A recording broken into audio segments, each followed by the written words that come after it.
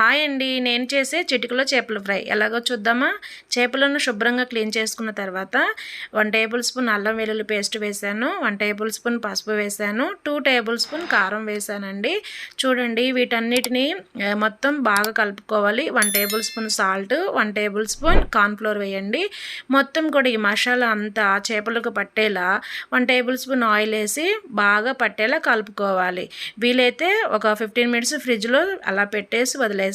మూత పెట్టి తర్వాత కొత్తిమీర కరివేపాకు కూడా వేసి నీట్గా కలుపుకోవాలి. మసాలా పట్టిన తర్వాత ఒక బాణీలో ఆయిల్ వేసి వేడెక్కిన తర్వాత ఈ చేప ముక్కలన్నీ కూడా ఒకదాని ఒకటి నీట్గా ఇలా పరుచుకున్నట్లయితే అన్నీ పెద్ద బాండీ కాబట్టి అన్నీ నేను ఒకేసారి ఇట్లానే ఫ్రై చేస్తానండి. చాలా బాగా ఫ్రై అవుతాయి.